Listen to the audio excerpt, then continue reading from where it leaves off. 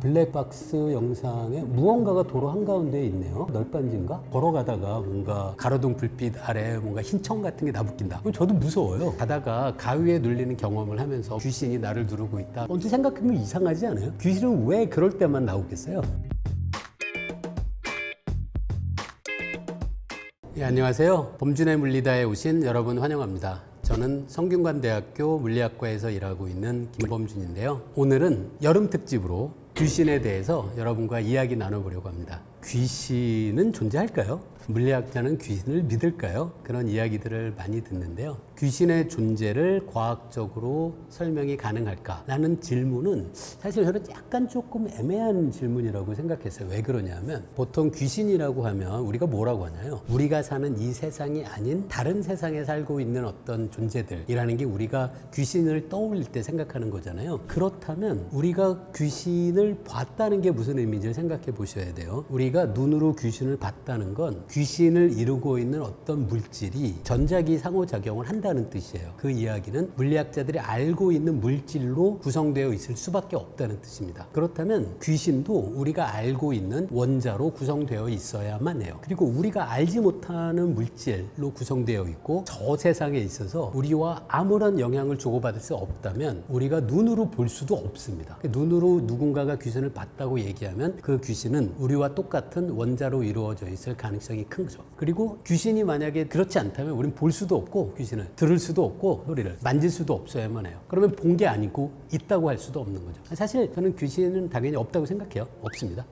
사람들이 귀신을 언제 봤다고 생각하는지 그걸 떠올려 보는 게 전 중요하다고 생각해요. 대낮에 햇빛 쨍쨍할 때 귀신을 보는 사람은 없어요. 그리고 대개 다 어두울 때, 그것도 명확한 모습이 아니라 흐릿한 모습의 귀신을 봤다고 주장하는 사람들이 많죠. 언제 생각해보면 이상하지 않아요? 귀신은 왜 그럴 때만 나오겠어요? 그럴 때는 우리 눈이 시각 정보를 받아들일 때 빛의 양이 충분치 않다면 우리가 당연히 대상을 명확히 볼 수 없어요. 그럴 때만 사람들이 귀신을 봤다고 주장하는 것을 보면 사람들이 우리가 설명할 수 있는 어떤 대상이 있는데 그걸 흐릿하게 보면서 그걸 귀신이라고 생각했을 가능성이 저는 100%라고 확신합니다. 어떤 사람들이 자다가 가위에 눌리는 경험을 하면서 뭐 귀신이 나를 누르고 있다 그런 착각을 하시는 분도 있는데요. 가위에 눌리는 일이 왜 그런 경험을 하게 되는지는 이 뇌과학의 연구에서 상당히 잘 알려져 있어요. 잠잘 때는 우리가 어떤 명확한 이성적인 판단을 못 하거든요. 그리고 잠잘 때는 우리의 운동신경이 차단돼서 움직이지도 못해요. 그게 바로 전형적인 가위 눌렸을 때 우리가 경험하는 증상과 똑같죠. 사실 뭐 가위 눌린 거는 그냥 일종의 꿈인 거지 거기에서 어떤 존재가 나를 정말로 누르고 있다라고 생각하실 필요는 전혀 없습니다. 그 궤도님이 지방령이라는 게 있잖아요. 우리나라 귀신 중에 어떤 한 곳에 계속 있는 것을 지방령이라고 해요. 근데 지방령을 만나면 궤도님이 어떻게 지평 좌표계에 고정하셨죠? 라고 묻고 싶다는 거예요. 이 얘기 듣고 저도 많이 웃었는데요. 지평 좌표계가 뭐냐면 저와 여러분은 지구 위에 발을 딛고 살아가고 있잖아요. 함께 자전하고 있는 지구를 기준으로 한 그 어떤 대상의 좌표를 측정하는 것, 그게 지평 좌표계를 이용하는 거라고 생각하시면 돼요. 이게 왜 재밌는 얘기냐면 우리 자체는 지구와 함께 몸이 자전하고 있잖아요. 그러면 만약에 귀신이 아무런 물질들과 상호작용을 하지 않는 귀신이 있다고 생각해 보세요. 그럼 그 귀신은 진짜 바빠요. 지구 자전 속도가 꽤 빠르거든요. 지구 자전에 맞춰서 함께 뛰어야 돼요. 근데 지구가 자전만 하는 게 아니라 공전도 하잖아요. 지구 자전과 공전과 은하 중심을 가운데로 한 태양계의 은하 공전과 그런 모든 속도를 그 귀신이 온 힘을 내서 계속 뛰어야 돼요. 그래야지만 우리가 보기에 그 귀신이 지방령으로서 지평 좌표계에서 일정한 위치로 고정돼 있을 수밖에 없죠.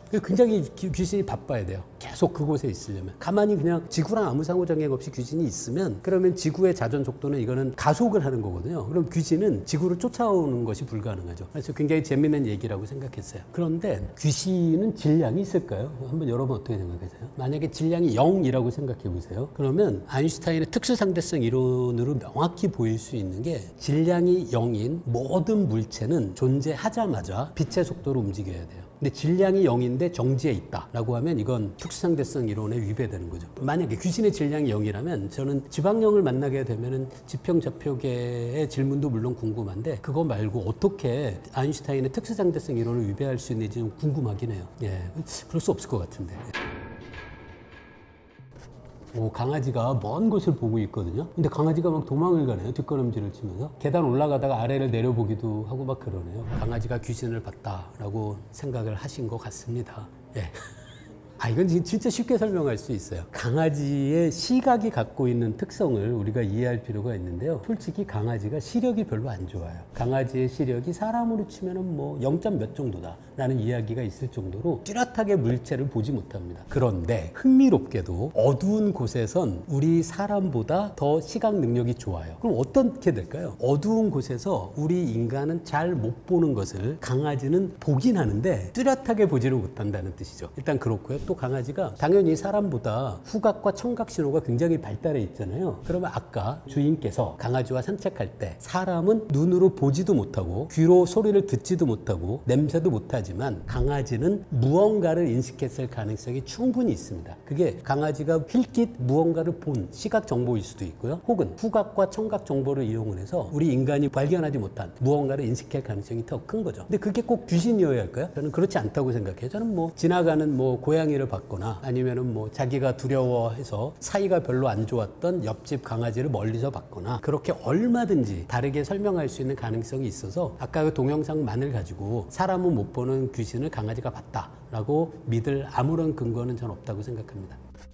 이게 바퀴가 달려있는 테이블 같은데요. 테이블이 아무런 것도 없는데 바닥을 그냥 스스로 미끄러지는 그런 모습을 지금 동영상에서 보여주네요. 사실 저런 걸 보면 물리학자들은 귀신이 있다고 생각하는 게 아니라 신기하긴 합니다. 재밌는 물리 현상이다 라고 생각하지. 근데 사실 저거는 불가능한 건 아닌데 좀 신기하긴 해요. 그 바퀴가 어떤 원인에서든지 어떤 외부의 약간의 진동 같은 것을 통해서 아슬아슬한 평형 상태에 있던 이 바퀴 달린 탁자가 움직임을 시작할 수는 있습니다. 그렇다면 이 바닥의 경사가 약간 있고 그 다음에 바닥의 진동에 의해서 움직임이 시작한다면 이게 한쪽 방향으로 움직이는 거는 좀 이해할 수 있는데요. 가다가 방향을 다시 바꾸는 건 사실은 약간 신기하기는 해요. 이걸 갖고 귀신이 있거나 뭔가 영적인 존재가 테이블을 움직였거나 뭐 그렇게 판단할 이유는 하나도 없다고 저는 생각합니다. 블랙박스 영상에 무언가가 도로 한가운데에 있네요. 근데 저게 뭘까요? 널빤지인가?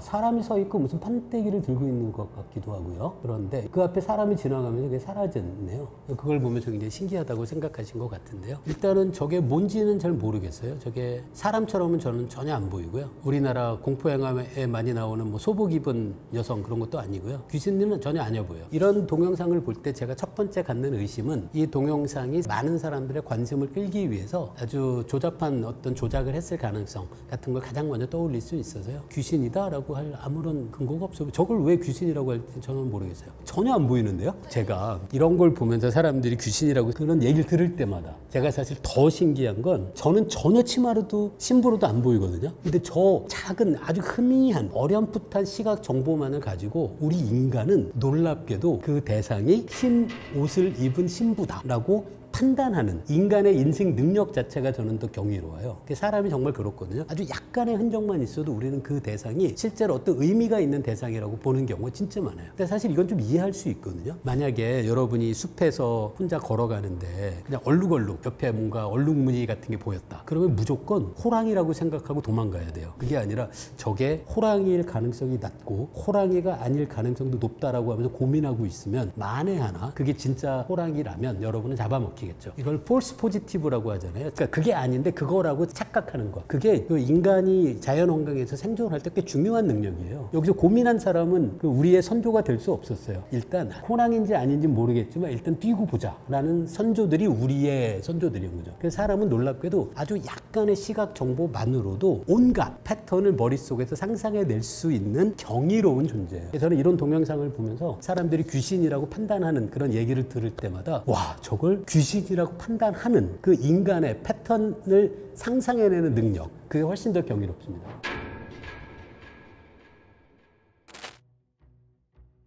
지진이 일어난 직후에 하늘에서 섬광 같은 것을 보는 그런 현상이 실제로 관찰되는 경우가 좀 있습니다. 근데 이거는 사실 명확한 설명은 아니겠지만 이게 불가능한 건 아니거든요. 그래서 어떻게 이런 섬광이 발생하는지는 조금 짐작할 수는 있어요. 예를 들어 지진이 발생한다는 것이 지각이 서로 이렇게 맞물려 있다가 어떤 방향으로 강한 힘이 작용되면 맞물려 있던 지각이 삐끗하고 어긋나면서 그때 지진이 크게 발생할 수 있는 거거든요. 그럼 사실 지각판이 마찰이 되잖아요. 거잖아요. 그럼 당연히 여기서 어떤 정전기 같은 게 발생할 수 있는 여지는 분명히 있어요. 그리고 정전기라는 게 결국 전기 전하가 한쪽에서 다른 쪽으로 옮겨가는 거잖아요. 그럼 이 전기 전하가 공중에 공기 분자들을 이온화하면서 번개가 치는 거하고 비슷한 원리로 섬광을 만들어낼 가능성은 있습니다. 근데 이거 말고도 이런 지진광을 설명하는 또 다른 흥미로운 주장도 있어요. 이걸 압전 효과라고 하는데 어떤 물질들 경우엔 압력을 가하면 거기서 전자기 현상을 만들어내는 것들이 진짜로 있습니다. 사실 여러분이 시계에 사용하는 크리스탈 시계들 있잖아요. 쿼르츠 시계. 그게 작동하는 원리가 사실 압전 효과거든요. 거기서 압력을 주면 바깥쪽으로 그 내부에서 양전하와 음전하의 공간 배치가 바뀌면서 거기서 전기장이 만들어져요. 전기장이 만들어지면 그거로 인해서 전자기파가 발생하면서 이 섬광을 만들어낼 수도 있죠. 이건 사실